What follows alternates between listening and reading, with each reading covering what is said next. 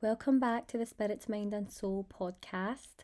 Today I'm speaking with Justine and Rachel, who run the Balanced Bean Method. The Balanced Bean Method is a meditation, breathwork and holistic health service. They will both be chatting about how their friendship began, how they came together later in life to form the business. They'll be talking about the power of our breath and how a painful and life-changing injury was overcome by breathwork. We also spoke about the powerful benefits of meditation. We got into a deep dive with plant medicine and our experiences with plant medicines such as Campbell. We talk a lot about alternative health and how it's now becoming more mainstream. This was such a great chat because there's so many things in here that I apply to my own life, and I really hope you enjoy the conversation. I'd love if you could hit the like button. Every little helps to grow this channel, and subscribe, and you'll be notified when the next episode comes out. Hi ladies! So we've got the ladies from Balanced Bean Method on the podcast today, and I really want to hear both of your stories and how you came together to do the work that you're doing now together. So thanks for coming on to share your stories. Who wants to tell me about their journey to where they are now? It's Double the first whammy. time we've had two guests on the podcast So at the same time. yeah, on you go. I'll go first. I don't mind. I don't mind. Well, mine and Justine's story is a little bit funny because I'm a bit older than Justine, but we're from the same town. Mm-hmm. And I came over to New Zealand as a backpacker, and I was living with my partner, and I started kind of getting into meditation, looking at things a little bit differently, looking at some alternative things. And we connected again through Instagram and remembered each other from when we were I know, because it goes way back. Like, we've known each other literally since like day dot. But because of what is it, like 5-6 years between us, and like when you're younger, that sort of distance in age seems quite like a big gap. So I remember walking around the town that we're from, Forest, and seeing like Rachel going about and thinking, gosh, she's so cool, I want her to be my pal. And we'd had connections just through like being in a local town and our brothers going to school together and whatnot. But yeah, tell the horse story. I remember there was a picture of a horse that had been drawn by somebody, and it was stuck on my brother's wall. And I'd asked him, who drew you that? And he was like, Justine. I was like, who's Justine? And then he said his friend's little sister. And he's like, she says hi, by the way. And so that was one of the things that we mentioned when we first started talking. I just had that memory stuck in my head of this little horse that she'd drawn. Yeah, that was my way. That's how I'll make my new friend. Aww. Draw them a picture of a horse. Yeah.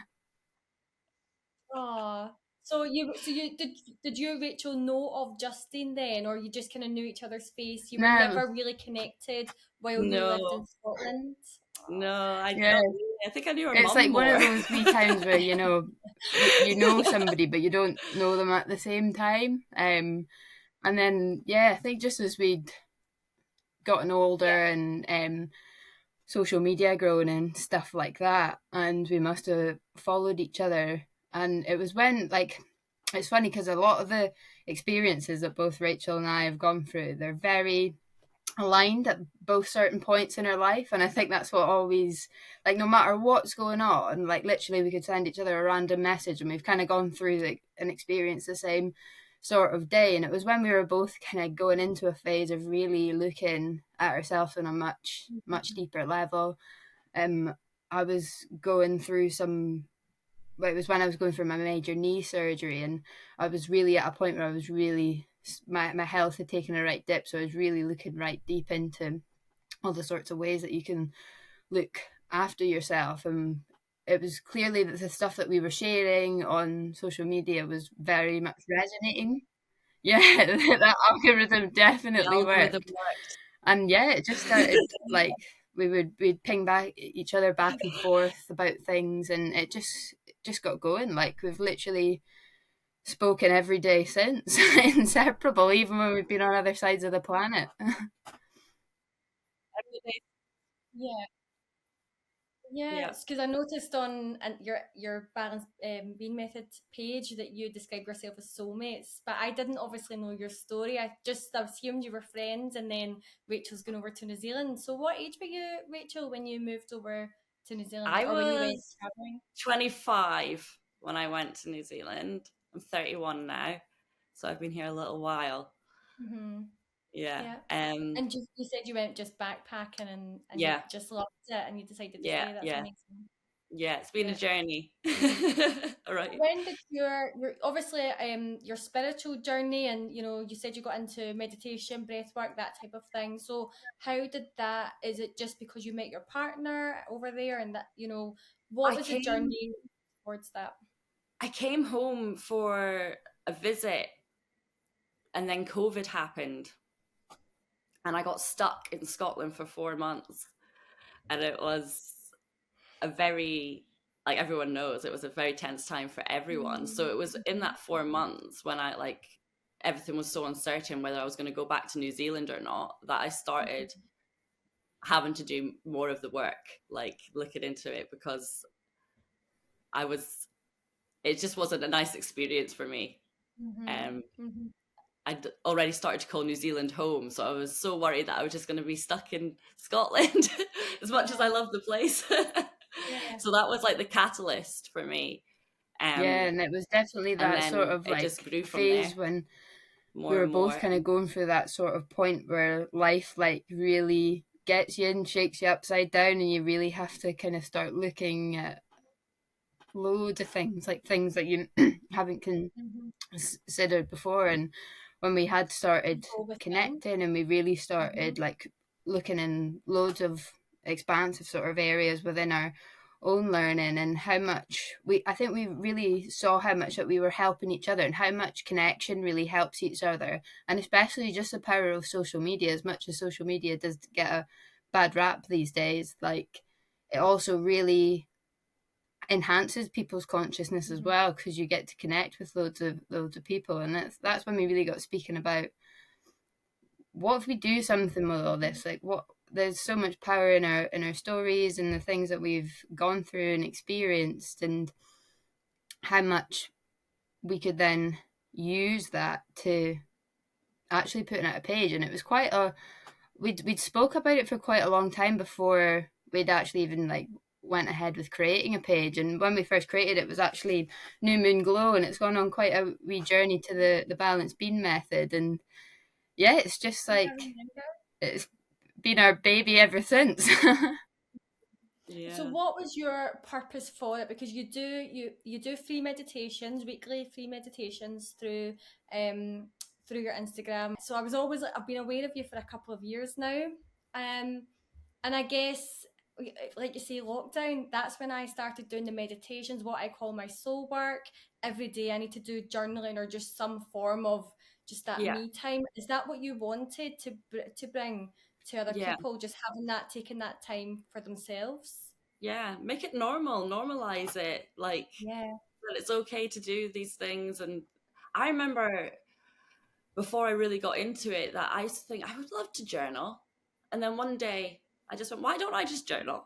Why do I keep thinking I would love to journal and then not do it? And I just started, it's like I write all the time. And it's helped me Mhm, immensely. So like it, and making mhm, things just seem more normal so that people can access them and try them for themselves. A lot of people mhm, don't want to try meditation or say they can't meditate, but they And that's why we're so like haven't tried it or kept big on trying yeah, education. Like to have the yes. benefit. it's always coming from like an educated background. And I suppose I think especially coming from my behalf, with I've had a background in training working within kind of health and medicine and well-being, and through my own health journey after an injury in the military and becoming like really poorly, and my health taking like a really big decline. And I thought that I would be like so well equipped to be the type of person to look after themselves if things were to go wrong, when you come from a background of that sort of training.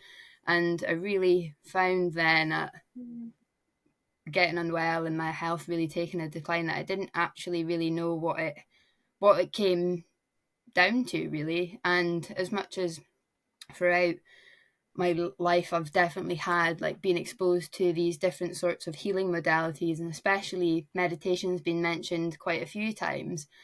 And I personally think it came from, as much as when it was introduced to me, it was with good intention. It was never really informing people on what it actually is and giving it the recognition that it deserves, as well as like journaling and a lot of different healing modalities, from meditation, journaling, EFT, movement. Like, they're so kind of like under recognized, and as much as like they're still often referred to as alternative practices, and they can have different associations with different things, but that this actually also does come down to, there's real research and backing and data for this, like not only within like a massive boost of research in the past 20, 30 years with, real meta-analysis with scientific data, but it goes back, thousands and thousands and thousands a year from the points that humans started to be here.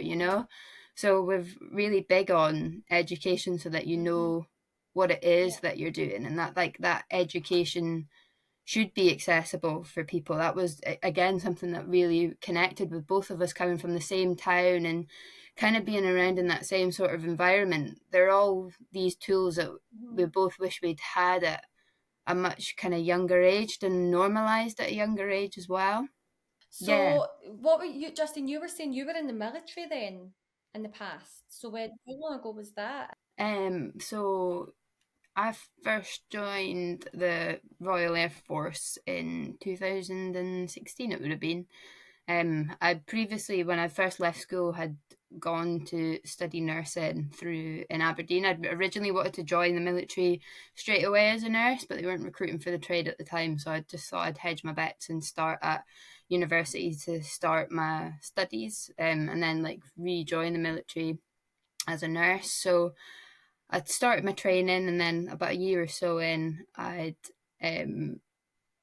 personal circumstances changing, and the opportunity to then join up was in front of me. So I went for it because it kind of went in my favour at that time to join up, because you can start getting kind of paid a full wage as well as get your studies done as well at the same time. Whereas I was in Scotland, and like, as much as I was getting my free education, I wasn't getting a full-time wage. So I was given this offer, and I thought, I'm going to go for it because this is what I wanted to do. So I joined up and started my training. And then even if you're a nurse by trade in the military, you still have to go through the standard like green phase of training within the military. So we were doing a physical exercise, like a battle simulation sort of scenario, and I had been given an order to get up and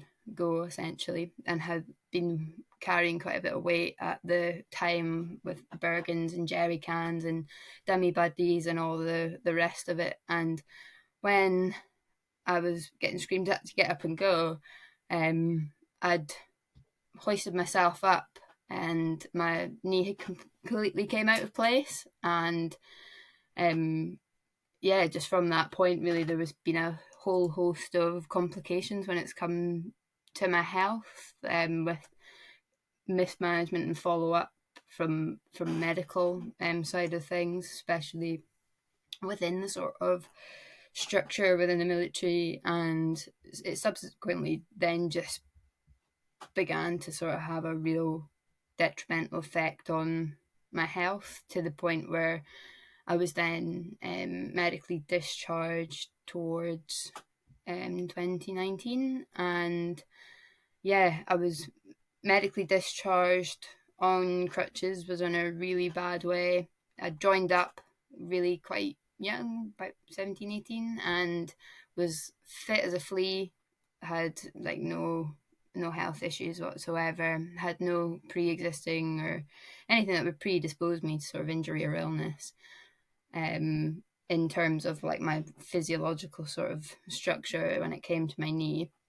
And yeah, it really, had come out a completely different state that I'd went in, and that was a really, really difficult sort of transition, because not only is there the mental and emotional aspect of when you join the military, the mental and emotional conditioning and the damaging effects that that can have, like transitioning from military to civilians, a huge change and shift in itself, let alone I'd gone from literally so athletic to I couldn't get off a chair or stand up for 30 seconds, like without being in excruciating pain.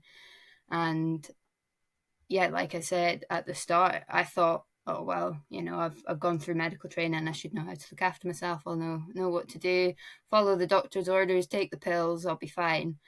And then as things got worse and worse and worse, and so many complications then began to arise with my health, because things weren't looked at and approaches weren't really looking at what the root issue was. Things got a heck of a lot more complicated. And yeah, I just got to that point with my health where things had gotten really, really bad. And I remember genuinely being at a point mentally and physically being like, there's actually, like, it felt like there was nothing left in me to give. Like, if things were to have continued the way that they were, I was just like, I was ready to call it a day, sort of thing. And I'd gone for a consultation with an orthopedic surgeon, who then told me, following like my 8th MRI, that they weren't sure whether the sort of surgery that I was going to require was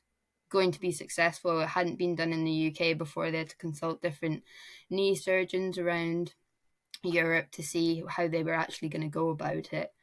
And then, because of the diagnosis I'd been given of complex regional pain syndrome, the literature really states that if you've got significant nerve damage and you get surgery and you kind of get cut into that can really exacerbate your pain. So the statistics that I were given were really high up in the 60s, 70s of, this is going to be unsuccessful. If not, it's going to actually make you worse.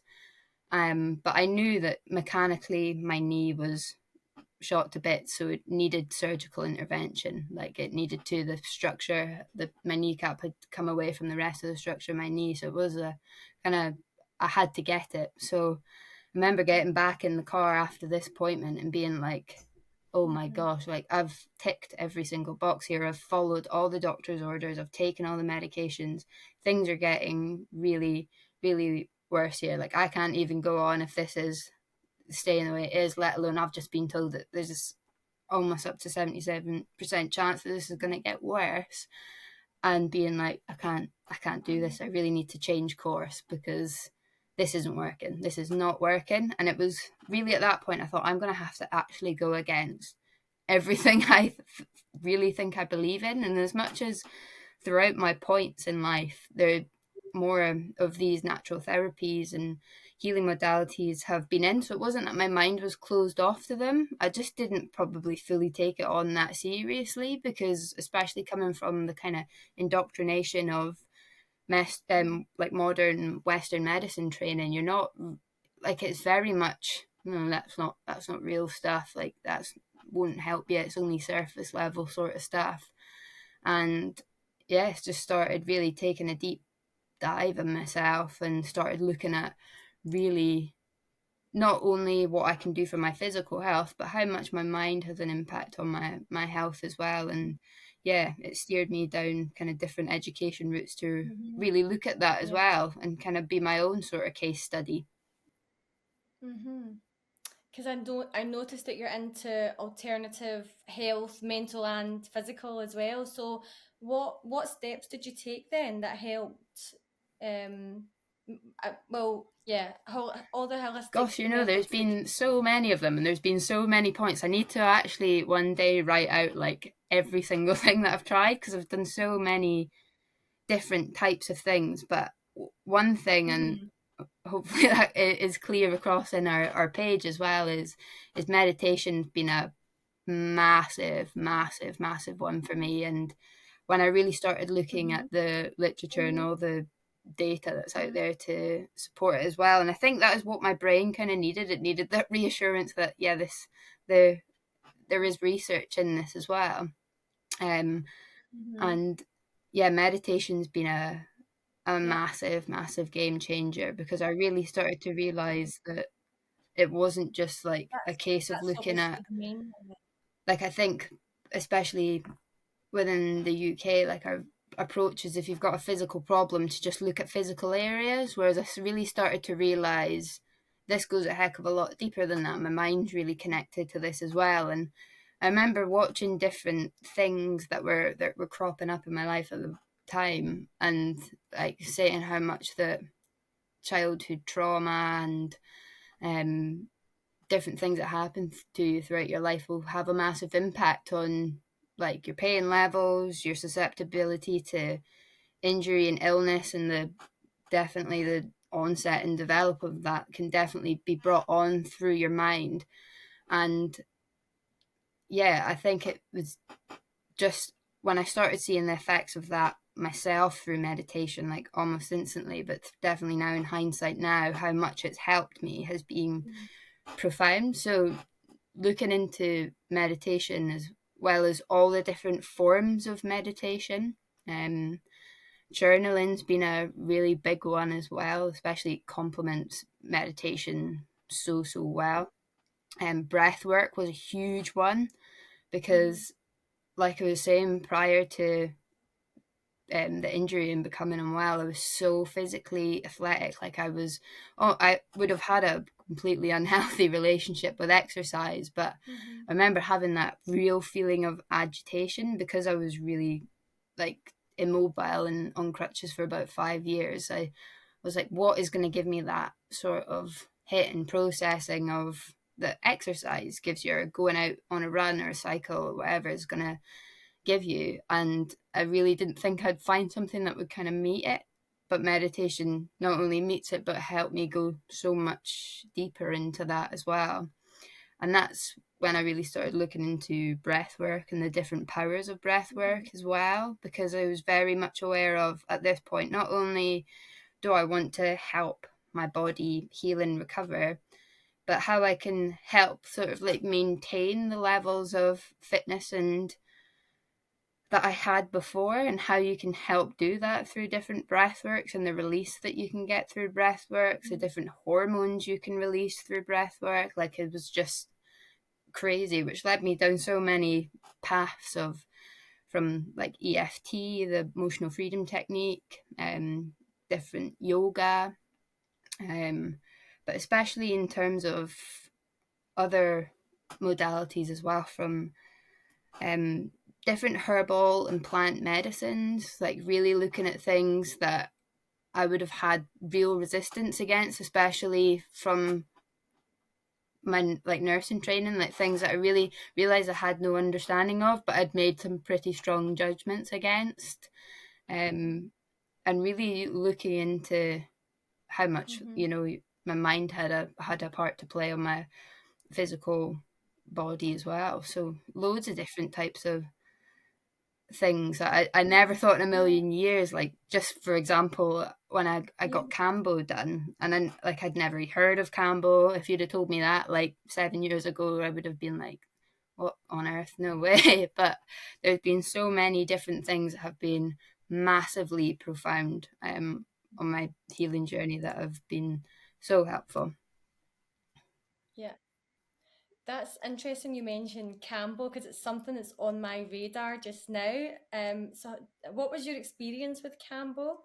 Was it a release for your body? You know, I guess I know that obviously trapped trauma, Campbell can help with that as well, but physical pain, because you were in physical pain as well. Campbell can help with so much as I know there can be controversy around saying, like, a nervous system reset, like, can you really reset your nervous system? And as much as there's things that we can definitely do to help that sort of feeling of reset, that was definitely something that I sort of got from Cambo.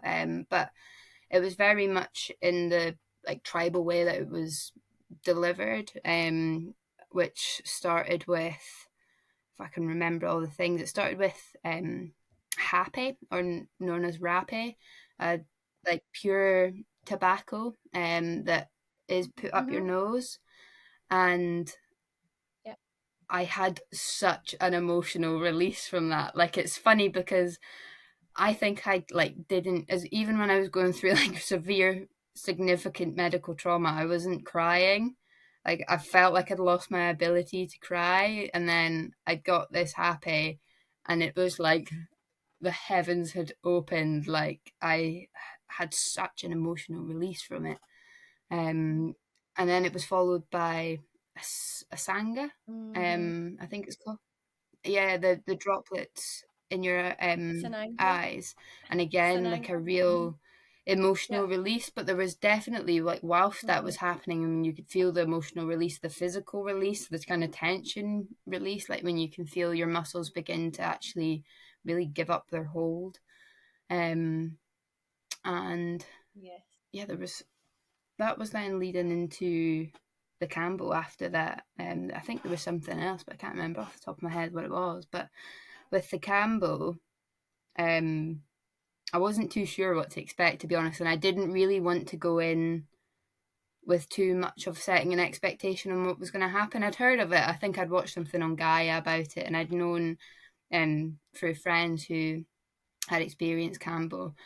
And I remember just being like, I really didn't know what to expect, and I remember going into it really quite almost scared. Like, I wasn't scared that something bad was going to happen to me, but I was really stepping into a world of the completely unknown. But it was a real, real, real reset. Like, I realized how much my mind resists things, because it can bring on quite, and everyone's different when it comes to Campbell, and it can bring on quite a, when you drink a lot of water and you have to, you'll have a release effect where you're sick and you spew the water back up. And yeah, it was just a total reset. Like, I think about that moment quite a lot that day with Campbell, and I remember on that day being really quite confused about what the heck I was doing, and people were having these really deep insights because I did it with a group of other women, and I remember being really quite inward and like in myself and not really having much to say. And yeah, it like really reawakened this sort of restlessness in me that I realized that over the past years before that I had to really kind of go in on myself and be quiet, be quite isolated, go into my cocoon phase. And as much as that was definitely necessary, it definitely helped me then realize that I can't stay in my cocoon forever. I need to listen to that restlessness and listen to that. So yeah, I think about it quite a lot. It was such a amazing experience. They're really profound experiences, aren't they? And Rachel, when you were, obviously you got into breathwork, was it something in particular that led you down that road? We all have stuff, don't we? And sometimes when we go down that path of whether it's plant medicines or we meditate, journal, stuff starts to come up. So did you find that happened to you, or was there something, that led you into this type of work? I think with breath work, I realized when I started meditating how much I breathe through my mouth all the time. And it's Yeah. actually, there's so many things that by breathing through your mouth has an effect on your body. And I think I'd done it all my life. So it was really about connecting with myself, learning to breathe again, connecting with the breath, Yeah. and what power lies in our breath. And what would you say for someone who does want to get into meditation or breath work? they're maybe just they don't know much about it, or it's hard. Like, I remember when I started as well, it takes practice. So what would you say to someone who thinks, I really want to try that and just take that time for myself and just have some stillness? What would your advice be for them? Just start, even if it's just 1 minute, even if it's when you're out on a walk, to pay Mm-hmm. attention to how you're breathing, or if you're Mm-hmm. someone who normally exercises, pay attention to how you breathe. And then it's just about Mm-hmm. checking in, even just now and then. That's why it's good Mm-hmm. when you have an accountability buddy, somebody to Yeah. remind you. If you're texting someone, or someone who's on the same journey as you, then Yeah. you can always be reminding each other. Deep Mm-hmm. breaths when you need it. Because I think people have the impression that meditating is sitting with your legs crossed and you have to be in a certain posture and do it a certain way. But even I find that some days I don't want to sit still. Sometimes I want to go out for a walk and focus on my breathing. Sometimes I want a guided meditation. Sometimes I just want stillness and silence. Yeah, So I think it depends what you feel you need maybe on the day, yeah. or what works for you as well. Yeah, that was definitely something for me, and I still do it now. I think to myself, what will feel good? Like, Mm-hmm. what will feel good in this moment, and then do that, And like you especially on the say, days that you don't want to do anything. it's like integrating it into your life, because I definitely see that from Yeah. our sessions, that especially the sort of like one-to-one sessions that we do, that when trying to build in a habit in your day-to-day life is hard enough as it is, and if you're trying to then go from never meditating to sitting down for 30 minutes or 20 minutes every day in complete stillness, that's a huge change. Like, that's a huge different change for you to try and implement overnight every day. And Mm-hmm. it's so, like you say, so it's like implementing into your life. If you're Yeah. exercising, how much more can you then start to be mindful of your breath and like ease in with mindfulness and kind of like ease into meditation, I suppose. Mm-hmm.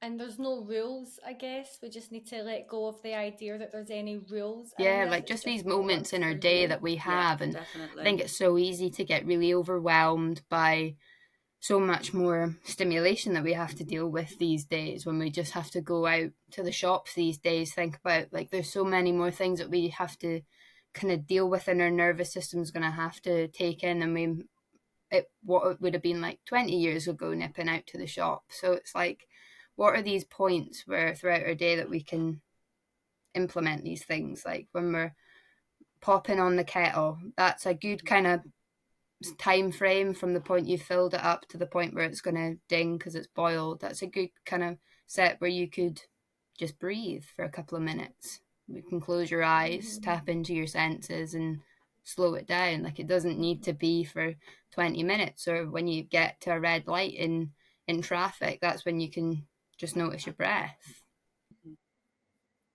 So what's next for you two and the work that you're doing? Where do you want to take it? Because right now you do your meditation classes and you do free meditation Yeah. classes. So we've got our free meditation classes that will always continue to be free to join. That was definitely one thing that we spoke about at the start. Mm-hmm. We are so passionate about how this education should be free. Like, it should be accessible for people, for them to access. And the free meditation sessions work on a structure where we do a short lesson. Each session has a different focal point, and there's always a bit of theory beforehand. It doesn't get too scientific, and it's not about remembering the information or anything like that. But I think it's really, really important to have the foundations to realize how important and how powerful. Yeah, for sure. And It it's empowers people definitely the thing that when comes they up in know our that. feedback questionnaires every time. They're so thankful about the lessons, because I think it really helps people understand their body and their mind, and why you might feel like that in certain scenarios, or why your thoughts might, Mm-hmm. like, I think, like, say for example, with people with their like thought rumination, once they realize that you've got the default mode network, like an actual different regions in your brain that's going to start communicating when your thoughts are ruminating. Just even knowing that alone, I think, can provide people reassurance to know, right, so that I can actually do something about that. So They're Wednesday and Sunday evening if you're in the UK, or Thursday, Monday morning if you're down under, or depending on where you are in the world. As well as we've got our one-to-one personalised meditation sessions that I lead that involve, depending on your needs, it kind of follows a structure of filling in a questionnaire at the start and the end of a month, or around a sort of month to 5-6 weeks. And the questionnaire goes into really quite great depth about loads of different things that people might not necessarily think are linked to meditation, but are hugely important, like your diet, your sleep, hydration, are you drinking caffeine, what medications are you taking, everything, and anything really that's affecting your nervous system. So that's really is going to cover pretty much every single thing. So they go into a lot of depth, and then it's followed by a call just to go through the questionnaire in more detail.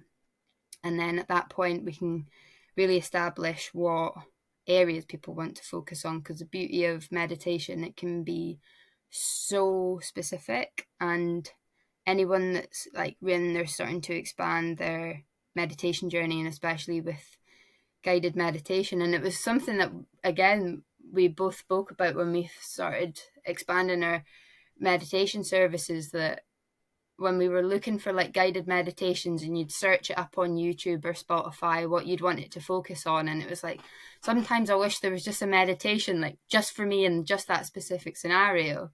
And the beauty with different psychotherapy techniques and with meditation is that you can really hone it down.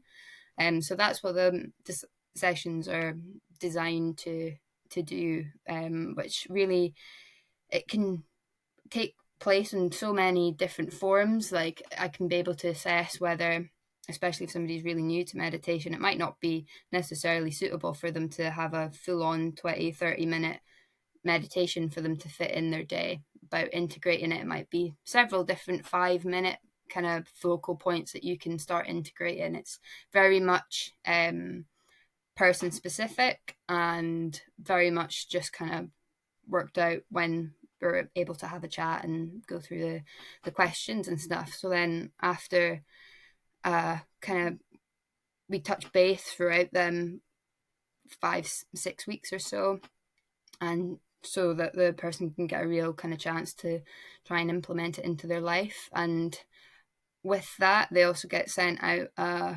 personalized booklet for them. So I'm, as much as I can't necessarily advise on nutrition and stuff, I'll signpost you to different things to look at, different breathwork techniques that you can use, and as well as that, it's also analysed within the meditation sessions what breathwork can be used within the sessions. For example, a lot of people that when the questionnaires come back with that they struggle with getting to sleep or staying to sleep, I'll be able to use specific breathwork techniques for them that could, say, for example, help their melatonin production to bring it on. That will help them get to sleep, but not only that, will help them stay asleep as well.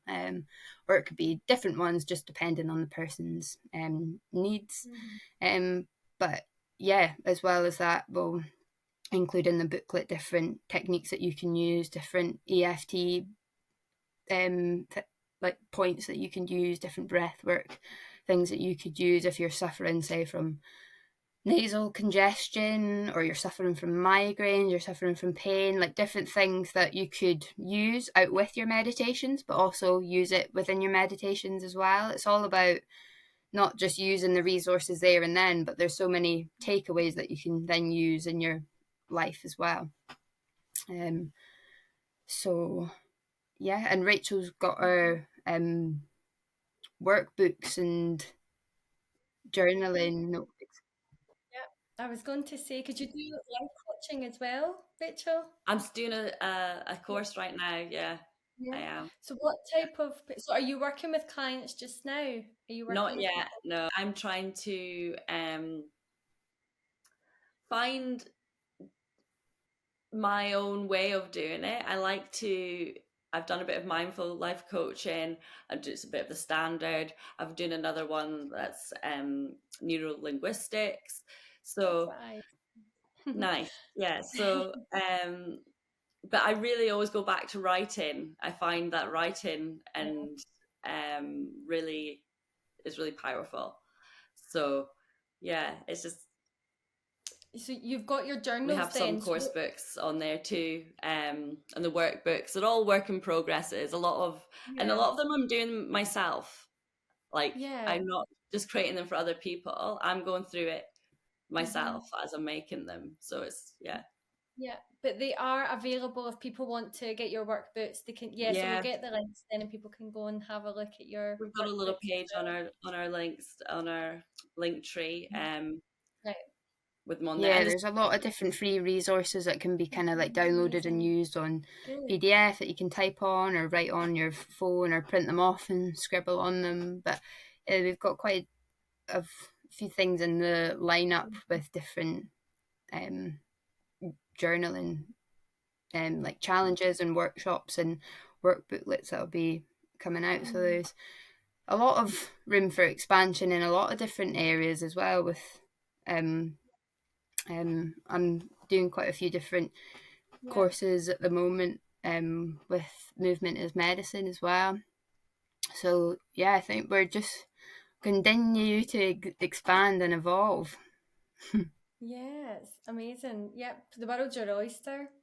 And yeah, what about for yourselves then? Obviously, you've come together and you're doing this work, and like you say, you're taking on different skills and knowledge now that you can bring to the work that you're doing. But what about, I always like to ask, is there something that individually for each of you that you're longing for that's just for you, or something in the future that you a What a goal or good desire? question. I think like Yeah. I'm automatically putting a business head on, but yeah, I think there's been so much focus recently on business side of things and expansions and in terms of that. Mm. I've not really, That's why I like to ask, because we're always thinking about, or if you're doing something you're passionate about, you put your heart and soul into that. But I think sometimes we just need to think, what do I totally, want that's just for me? totally. oh, I know the answer to that for me. What's your answer, Rachel? Oh, I see. I'm not much of a boss babe. My dream is to live somewhere quiet with maybe some chickens and some goats. That's And the still dream. be able to do what we do, but because we have the Mm-hmm. internet and the Yeah, way things are these yeah, days, you definitely. can do that. Yeah. You know, Mm-hmm. yeah, grows a business, but yeah, that's my dream. Some little Yeah. lifestyle block in New Yeah, Zealand would be nice. Yeah. yeah. I suppose just kind of on the back of that, like I'd love to have a van. Like I think I'm always kind of thinking personally, how can I live as free a life as possible? Because I've tried conforming to different Mm-hmm. systems and it's just not working out. I think lockdown made us reevaluate things. I never thought, I used to, you're talking about boss babe. I used to be the boss babe doing everything. I was at uni and working and the kids and everything and doing it all on my own. And I hit a brick wall. It didn't work. I burnt out. And then lockdown happened, and I think it lets you reevaluate. And I do homeschool my son now. Yeah, My daughter goes to school, but just lockdown made me see actually alternative ways of yeah, living are possible. So it yeah. had its you know I guess there was pros and cons to it, but it Yeah, allowed you to look yeah. at things in I a think different perspective, didn't it?